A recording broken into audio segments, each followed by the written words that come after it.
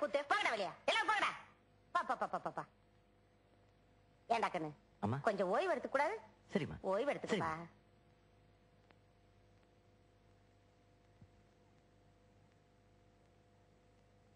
சிஷியா ஒரு பீடி கொடு